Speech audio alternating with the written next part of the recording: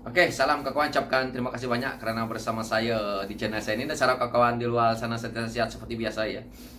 Kita lihat banyak isu yang terbaru lagi hari ini dan minggu-minggu ini karena apabila keluarnya buku yang dibuat oleh Tony Thomas ini, semua melompat dan banyak yang terbongkar di sini. Dan hari ini kita lihat isu kita punya negara ini, sebenarnya kalau saya lihat punca politik ini menjadi seperti ini, itu saya selalu salahkan Atun. Dan kita lihat kenyataan dia yang ada hari ini pun, yang saya baca tadi daripada Malaysia Kini yang dikeluarkan oleh Datuk Seri Saifuddin Nasution. Jadi saya membuat rumusan dan saya membuat anggapan sendiri, analisa sendiri bahwa selama ini betul lah apa yang saya perkatakan juga. Kita pergi ke belakang sebelum PRU ke-14 yang beria-ia sampai pergi jumpa Datuk Seri Anwar Ibrahim ke penjara tu, siapa dia? Hari ini dia nak menyangkal, nak menyanggah Datuk Seri Anwar Ibrahim, nak mengatakan Datuk Seri Anwar Ibrahim punca kejatuhan PH. Ini yang saya menjawab sebagai rakyat di sini, dan saya tak nak kita rakyat ditipu oleh cerita-cerita yang dia buat sekarang ini. Dia tidak dapat nak menipu lagi. Dia tidak dapat nak buat seperti mana dia memerintah di zaman dia memerintah 22 tahun dahulu.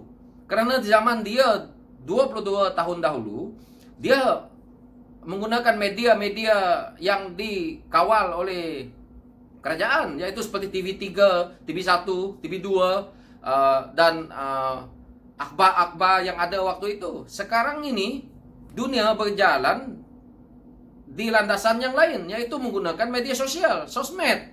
Jadi dengan begitu cepat, tidak sampai 1 menit pun sudah serata dunia. Isu-isu betul tidak betul itu kita dapat terima dengan tepat. Jadi dia nak menggunakan media yang ada hari ini untuk memperbetulkan diri dia yang dianggap sebagai betul bagi dia tetapi salah bagi rakyat. Kita lihat hari ini.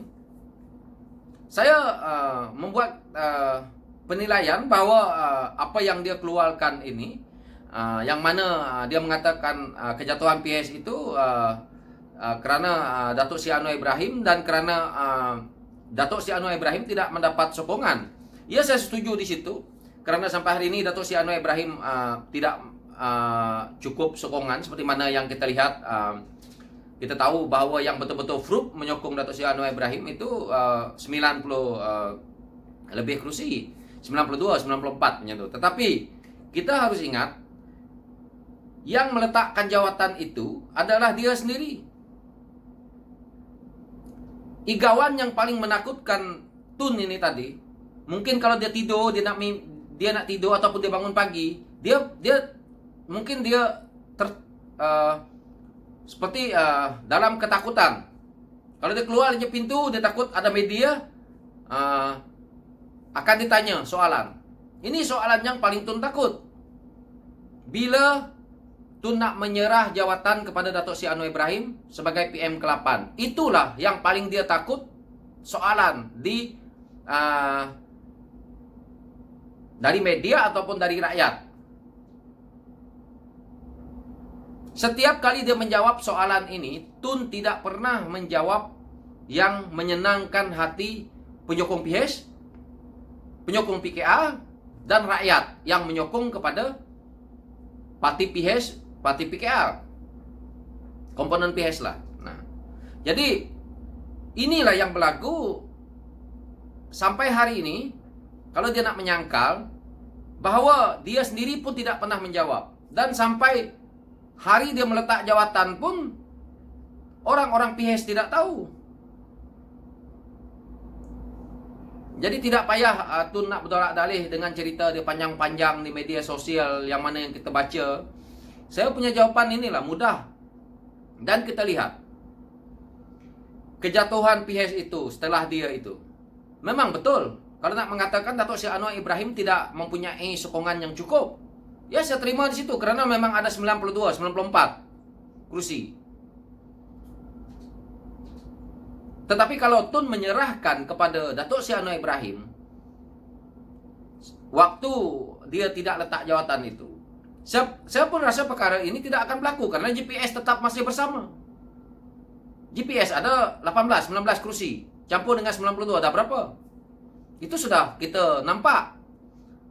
Dan tidak mungkin tidak akan ada berlakunya isu melompat itu selepas itu. Tetapi ada kebaikannya kepada PHS, kepada PKR. Kebaikannya yang melompat ini kita sudah tahu bahwa ini kesetiaan mereka di dalam parti. Ini untuk parti PKR. Jadi ini yang berlaku. Yang nak bertolak dalih sampai ke hulu, sampai ke hilir dia punya cerita, nak membetulkan diri sendiri. Sudah untung bersama dengan PHS. Kalau tidak bersama dengan PHS, mungkin PHS boleh menang dengan tidak ada masalah hari ini. 50 kursi yang dibagi kepada Bersatu hanya menang berapa saja tu? Lebih 10. Dan mencuri lagi yang lompat kepada mereka sampai hari ini. Jadi inikah parti yang kita nak dokong untuk memimpin negara? Dan inikah pimpinan yang ada, kerajaan yang ada hari ini yang kita nak suruh menerajui negara untuk satu penggal lagi akan datang? Kita tanya dada kita lah. Tanya hati kita sebagai rakyat. Apa yang ada hari ini pun rakyat dah kritik. Seperti lawatan ni pun rakyat dah kritik. Isu bendera pun dah dicetak. Menteri-menteri tidak buat kerja. Ini luahan rakyat yang kita dah dengar hari ini. Ditambah pula dengan buku Tommy Thomas ni, melompat lagi orang-orang, buat laporan polis lah, buat itulah, buat inilah. Jadi kita rakyat, tetap menderita. Menteri kata tak boleh ke sana, tak boleh ke sini. Tapi menteri pergi ke Indonesia. Bukan menteri lagi, Perdana Menteri pergi ke Indonesia. So, bagaimana rakyat? Kata darurat, tapi saya tengok kereta banyak juga ke sana ke sini. Seperti biasa saja. Justru itu betul juga, yang mana kalau pihak pembangkang mohon untuk Duli Yang Maha Mulia Tuanku Agong mohon berkenan untuk batalkan saja darurat. Itu adalah betul. Karena dah menyusahkan rakyat. Lebih pintar saya, kalau macam ni saya sebagai rakyat, lebih pintar saya daripada Menteri Kesihatan. Di mana wilayah yang mana yang ada tempat yang tidak selamat dengan virus ni tadi, diblok dekat sana, dibuat seperti mana yang Singapura buat. Tidak ada masalah. Ini yang Singapura amalkan. Kenapa kita tidak buat di Malaysia? Kenapa tidak belajar daripada Singapura? Macam mana dia membendungkan virus ini? Saya melihat Singapura begitu cepat mereka buat. Di awalnya memang main ribu-ribu, tetapi setelah dia blok semua kawasan itu, hari ini sudah bagus. Kita beralasan Singapura kecil. Tidak. Kita sekarang ini pecahkan kepada negeri. Setiap negeri kita buatkan satu SOP dia masing-masing dan setiap negeri dikawal. Kalau saya rakyat boleh bercerita sedikit seperti ini, kenapa menteri tidak boleh? Kenapa menteri tidak fikir hal-hal ini? Apa menteri sudah ada dengan kartel vaksin dia, seperti mana yang dikatakan oleh Datuk Seri Salahuddin Ayub, kartel vaksin dia kata. Sekarang ini menteri apakah sibuk dengan duit? Dah benefit sebagai YB itu banyak, sebagai menteri itu banyak. Allowance sana, allowance sini, gaji besar, JLC sana, JLC sini. Rakyat yang dapat 500 pun susah.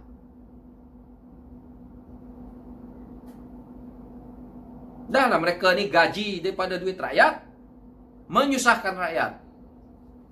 Jadi inilah hakikat yang kita perlu terima hari ini.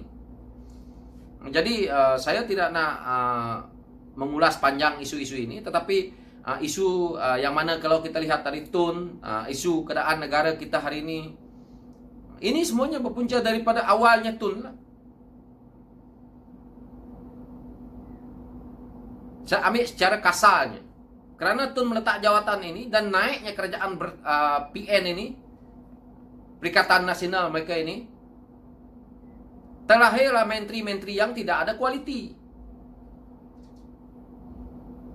Kenapa tidak ada kualiti? Kerana sogokkan jawatan. Kalau seperti inilah menteri-menteri yang ada, ramai lagi rakyat nih boleh ganti jadi menteri. Kalau kita rakyat di PRU akan datang menyokong lagi orang-orang seperti ini, kita ini betul-betul dah parah lah. Pemikiran kita betul-betul tidak terbuka lah. Masih berada di tahun 60-an lagi. Betul. Ini hakikat yang kita perlu terima. Ini bukan kritikan yang saya buat-buat. Ini tidak. Ini hakikat. Terimalah hakikat bahwa kita masih berada di tahun yang 60-an ke 50-an ke lagi. Hari ini sepatutnya otak kita ini tidak boleh dibeli dengan pemimpin-pemimpin ini. Kita nak pemimpin yang betul-betul punya karisma, yang betul-betul punya kaliber, yang betul-betul yang ada kejujuran dan betul-betul dia memang tahu bekerja. Bukan pemimpin yang ada, yang seperti ini sekarang ini. Itu saya kata, lebih baik kita mencari pemimpin yang agak muda dan mempunyai wawasan untuk kita menerajui negara kita ini. Saya rasa itu lebih baik. Dan pemimpin-pemimpin lama ini tidak kita buang semua, tetapi kita harus melihat bahawa kita belajar daripada kesilapan yang dah ada ni. Apa yang dah berlaku di dalam negara kita ini.